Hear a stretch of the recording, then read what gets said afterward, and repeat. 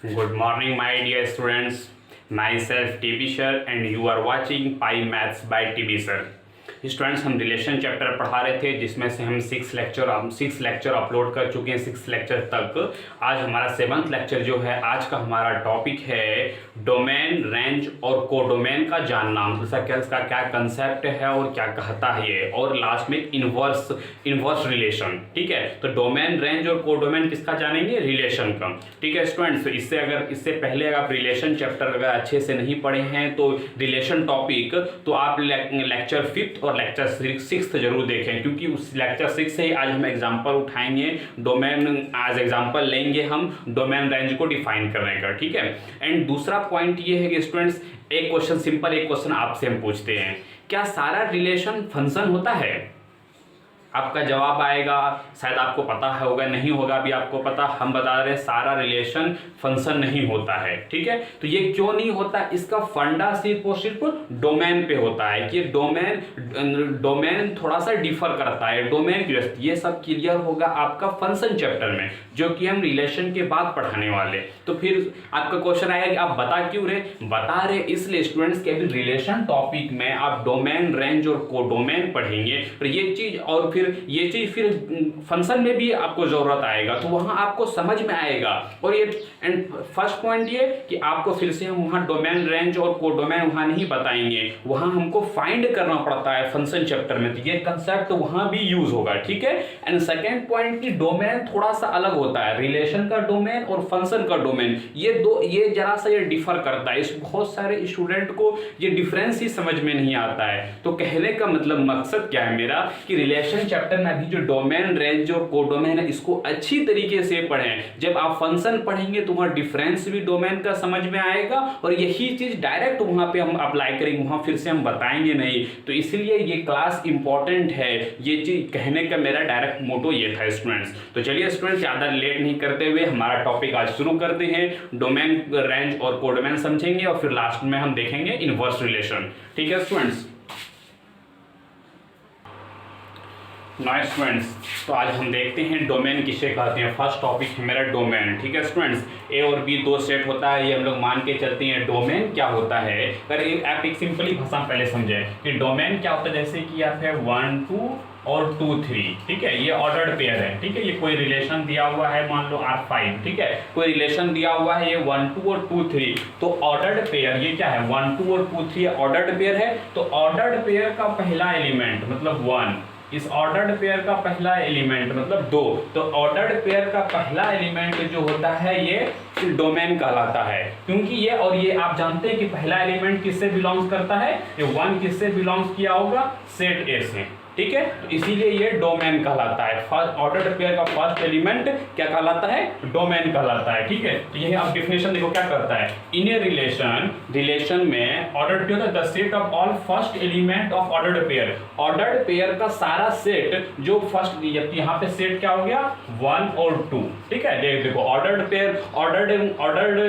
Pair का जो था, इसमें इसका फर्स्ट एलिमेंट को बाहर किए, उसको फिर हम सेट में कलेक्शन कर दिए, यही क्या मेरा हो गया, डोमेन हो गया। ठीक है स्टूडेंट्स, इसका ए का बात करें तो मान लेते हैं ये 1 2 3 था, और फिर ये बी था 2 3 4। ठीक है, तो ये समझ में आया, और ये क्या हो गया, डोमेन।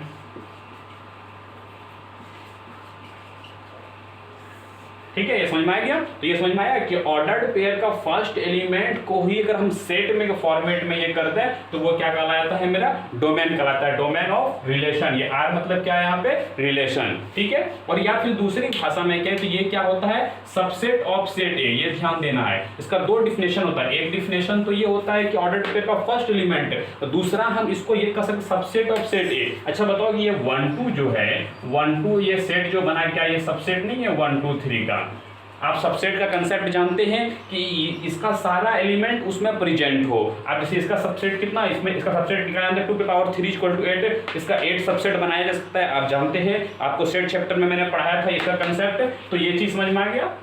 तो ये क्या होता है, सबसेट ऑफ सेट ए होता है। ये डिफिनेशन हो गया। इसका रिप्रेजेंटेशन अगर ए बी अगर मान लो ऑर्डर्ड पेयर है तो पहला एलिमेंट डोमेन कहलाता है, जो मैंने एग्जांपल से आपको कोशिश किया समझाने का, ये मैंने एग्जांपल लेके समझाया। ठीक है स्टूडेंट्स, अब हम देखते हैं हमारा क्वेश्चन। इसमें आपको डोमेन निकालना है, जैसे ए और बी दो सेट दिया, उसमें 1 2 3 है, इसमें ए बी सी है। ठीक है, मैंने 3 रिलेशन डिफाइन किया है और इसमें क्वेश्चन रहेगा फाइंड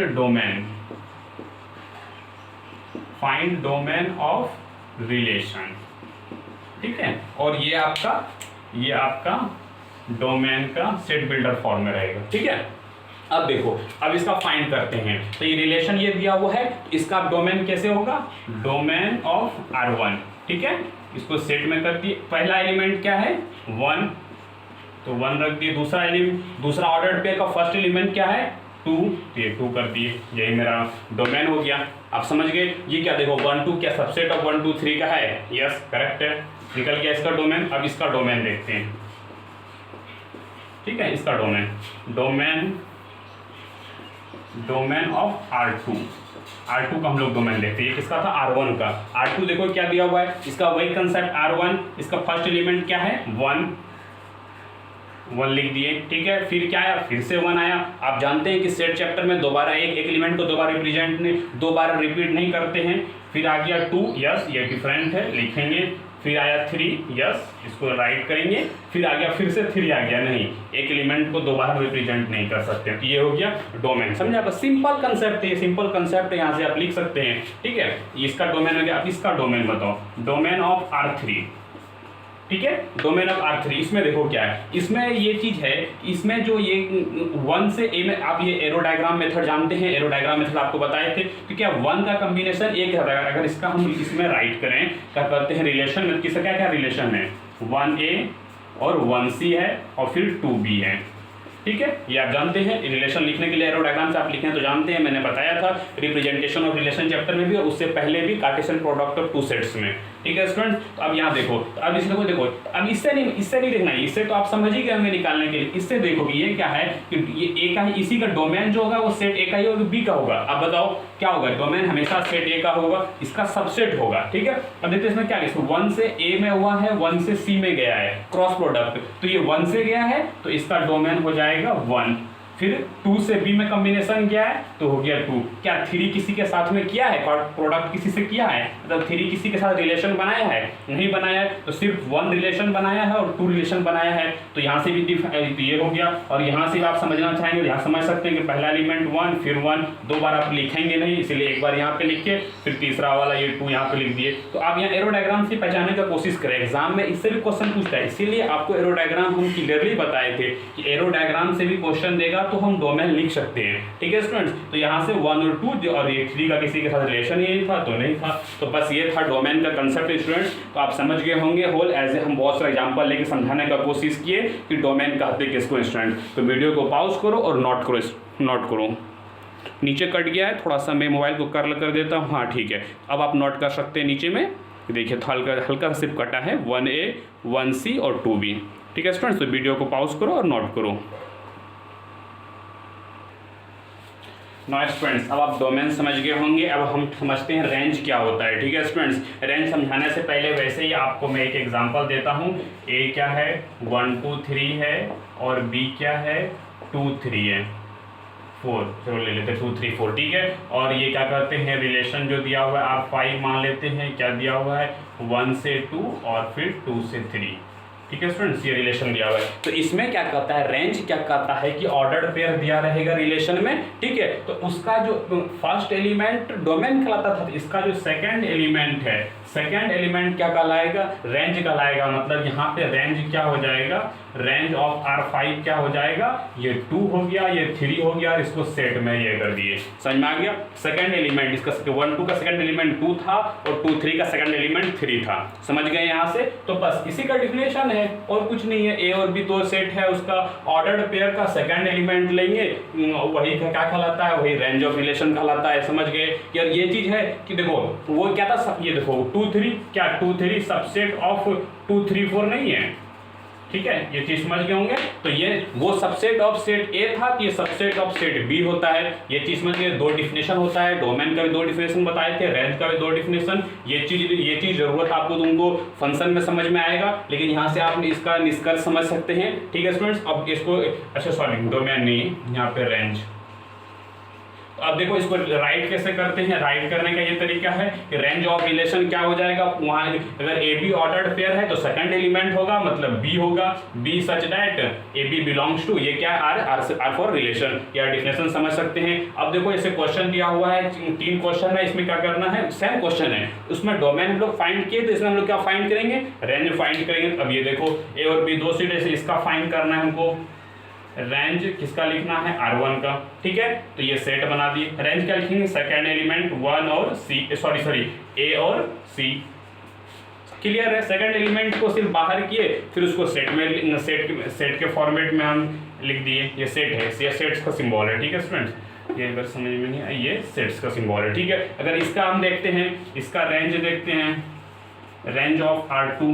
ठीक है, रेंज ऑफ R2 देखेंगे क्या होगा, सेकंड एलिमेंट क्या है, ए, ठीक है, फिर क्या है B, फिर क्या है C, फिर क्या है C नहीं लिखेंगे, एक बार C लिख चुके हैं, फिर क्या है B नहीं लिखेंगे, एक बार B लिख चुके हैं, और ये हमारा सेट कंप्लीट हो गया। तो ये क्या हो गया, रेंज हो गया। बस कुछ नहीं करना है, सिर्फ ऑर्डर्ड पेयर का सेकंड एलिमेंट को बाहर करना है, उसको लिख देना है बस। और इसमें फिर आप एरो डायग्राम्स, इसको हम इस बार हम रिलेशन में नहीं लिखेंगे, रेंज से इसका रेंज कैसे होगा, रेंज R3 का कैसे होगा, इस बार सेट B का होगा। इस बार क्या डोमेन में क्या किए थे, सेट A का किससे कौन कौन रिलेशन बनाया है। ठीक है, इस बार रेंज R3 का क्या होगा कि सेट B का कौन कौन बनाया है, तो सेट B 1 का A के साथ बनाया है, मतलब A बनाया है, B के साथ भी रिलेशन है किसी न किसी का, 2 का रिलेशन था, और C का रिलेशन था, 1 के साथ रिलेशन था, C हो गया। और इसको आप क्लियरली समझ पाएंगे, तो यहाँ से लो फिर से हम लिख देते हैं, सॉरी 1A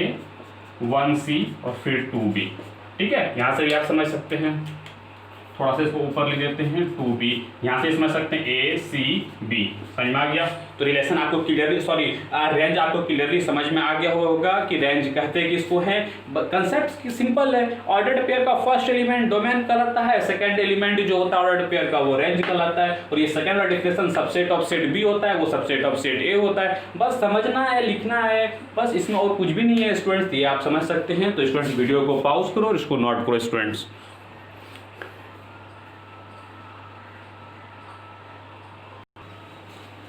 नाउ स्टूडेंट्स, अब हम लोग समझते हैं कोडोमेन किसे कहते हैं। रिलेट डोमेन समझ गए, रेंज समझ गए, अब लोग कोडोमेन देखते हैं। ठीक है स्टूडेंट्स, कोडोमेन क्या होता है कि set B, it is a set B. Codomain क्या होता है, जैसे एग्जांपल देखो कि ए और बी जैसे दो सेट्स था, मैंने रिलेशन लिखा, आपका ये तीनों एग्जांपल जो पिछले डोमेन रेंज में दिए थे वही सेम एग्जांपल है स्टूडेंट्स। तो इसमें देखो 1A और 2C है, 1A डोमेन इसका निकालना जानते हैं, रेंज भी निकालना जानते हैं, अभी हम दोनों सिखा चुके हैं। लेकिन इसका कोडोमेन क्या होता है, कोडोमेन ऑफ रिलेशन 1 निकालेंगे तो ये किसके बराबर होगा, ये सेट B के बराबर होगा, मतलब इसका होगा ABC। ठीक है, समझ में आया, मतलब कोडोमेन मेनली क्या हुआ कि इन relation from set A to set B, अगर रिलेशन A टू B है, अगर रिलेशन A टू B है तो जो बाद वाला जो है सेट B उसी को कहते हैं कोडोमेन। तो रेंज समझ में आया, तो रेंज बेसिकली होता क्या है, range is subset of codomain होता है। ये समझ में आया, ये कंसेप्ट समझ में आया कि रेंज क्या था, range is subset of B। ठीक याद है, रेंज क्या होता था, रेंज सबसेट ऑफ B होता था। और कोडोमेन क्या है, कोडोमेन तो सेट B ही है, कोडोमेन क्या है, वो सेट B ही है। समझ में आया, जैसे कि इसका रेंज क्या था, A और C क्या है, इसका रेंज है। ठीक है, इसका रेंज AC है, लेकिन इसका कोडोमेन क्या होगा, सेट पूरा ABC ही होगा। ठीक है, मतलब समझ में क्या आया, जैसे कि ये है, इसका रेंज क्या है ABC, और इसका कोडोमेन भी हो गया, कोडोमेन भी हो गया ABC, क्योंकि सेट B ABC के बराबर है। ठीक है, तो ये समझाने का कोशिश, जैसे एग्जांपल देखो, जैसे इसका समझने की कोशिश करो, जैसे 1 2 3 है और इधर A B C है। ठीक है, तो 1A के साथ और 2C के साथ, ये कॉम्बिनेशन है। तो डोमेन रेंज तो आप जानते हैं निकालने एरो डायग्राम से। रेंज क्या हुआ, सॉरी कोडोमेन क्या हुआ, ये सेट बी जो है इसके अंदर सारा एलिमेंट जो है वो डायरेक्ट कोडोमेन हो गया। मतलब ये तो इजी है, जो कि सेट बी में जितना है बस सारे को लिख दो, टेंशन ही नहीं है हमको, समझ में आया। तो कोडोमेन समझना तो और भी इजी है कि जिससे set from A to B है जो बाद में आया है उसका डायरेक्ट वही सेट्स को लिख देंगे, वो कोडोमेन हो गया। और यहाँ से ये चीज समझ में निष्कर्ष निकला, ये क्या, ये रिजल्ट, ये क्या है रिजल्ट, ये रिजल्ट क्या निकला कि रेंज जो होता है वो कोडोमेन का ही सबसेट होता है। कोडोमेन सेट बी के बराबर होता है, रेंज हो सकता है बी के बराबर भी हो सकता है बी के बराबर भी हो, देख सकते हैं, या तो फिर बी से छोटा हो सकता है, या तो फिर हाँ सेट बी का हो या कोडोमेन से छोटा हो सकता है रेंज। ये भी आप रिजल्ट समझ गए। तो बस इतना था स्टूडेंट्स, हमारा रेंज और डोमेन रेंज और कोडोमेन। मेनली समझना है डोमेन रेंज इजी है, first element domain, second element range, और कोडोमेन तो सेट बी कोडोमेन इजी है, बस कुछ भी नहीं है स्टूडेंट्स। जैसे हमको आपको विजुअलाइज करने के लिए इतना एग्जांपल मैंने दिखाया है, ठीक है स्टूडेंट। इसके बाद हमारा नेक्स्ट टॉपिक अभी हम पढ़ेंगे इनवर्स रिलेशन। इसका बस लास्ट टॉपिक आज का हमारा है इनवर्स रिलेशन, और फिर हमारा यहाँ पे हम आज का लेक्चर क्लोज कर देंगे स्टूडेंट्स। तो फिर वीडियो को पॉज करो स्टूडेंट और इसको नोट करो। नाइस फ्रेंड्स, अब हम लोग देखते हैं कि इनवर्स रिलेशन हम लोग डोमेन रेंज और कोडोमेन समझ गए। अब हम लोग देखते हैं इनवर्स रिलेशन क्या होता है स्टूडेंट्स। इनवर्स रिलेशन क्या होता है, अगर मान लेते हैं रिलेशन डिफाइन कर रहा है कहाँ से ए टू बी, तो इनवर्स रिलेशन क्या होता है, सिर्फ अपोजिट हो जाता है। अगर ए टू बी डिफाइन हो रहा था तो इनवर्स रिलेशन किससे डिफाइन हो जाएगा, बी टू ए हो जाएगा। तब क्या हो जाता है, जस्ट अपोजिट। जैसे आप यहाँ पे एग्जाम्पल, जैसे पहले यहाँ से समझने की कोशिश कीजिए, जैसे ए और बी दो सेट है, ये R1 रिलेशन है, ठीक है। तो इसका R1 इनवर्स, ठीक है। इसका इनवर्स क्या होगा, इसको जस्ट अपोजिट कर देंगे। जैसे 1A ऑर्डर्ड पेयर था, इसको क्या कर देंगे, उल्टा कर अपोजिट कर देंगे हम, 1A को A1 कर दिए, ठीक है। जैसे 2C है तो 2C को कर दिए C2 कर दिए, ये हो गया इनवर्स। समझ में आया। इनवर्स क्या करता है, सिर्फ ऑर्डर्ड पेयर को सेकंड वाले को फर्स्ट वाले को सेकंड, सारे ऑर्डर्ड पेयर को इंडिविजुअली हम लोग करते हैं, ये क्या हो जाता है, इनवर्स रिलेशन हो जाता है, ठीक है स्टूडेंट्स। तो वही चीज है, तो यहाँ हो गया, तो ये किससे डिफाइन हो गया, B2A डिफाइन हो गया। और इसको डिनोट कैसे करते हैं, तो ये देखो, अगर AB रिलेशन से, AB बिलोंग्स कर रहा है रिलेशन से, तो इनवर्स रिलेशन क्या हो जाएगा, BA, ठीक है, अपोजिट हो जाएगा। ए वाला फर्स्ट वाला सेकंड में चल गया, सेकंड वाला फर्स्ट में चल गया, समझ में आ गया। इसको डिनोट कैसे करते हैं, आर से रिलेशन करते हैं, रिलेशन के ऊपर पावर देते हैं -1, ठीक है। डिफाइन आर ये दे दिए, ऊपर पे -1 दे दिए, ये रिलेशन का डिफाइन होता है। और ये चीज क्या बताया हम सेट बिल्डर फॉर्म में, उसको जस्ट हम अपोजिट कर देते हैं सारे ऑर्डर्ड पेयर को। जैसे मैंने एग्जाम्पल करके आपको दिखाया ये वाला, ठीक है। जैसे एक ये भी कर सकते हैं, जैसे R2 का इनवर्स, ये इसको करिए, इसको आप खुद से कीजिए। जैसे देखिए 1A है तो 1A को कर दिए A1, 2C को कर दिए C2, 3C को कर दिए C3, आप देख रहे हैं। तो 3B को हो गया B3 और 2B का हो गया B2।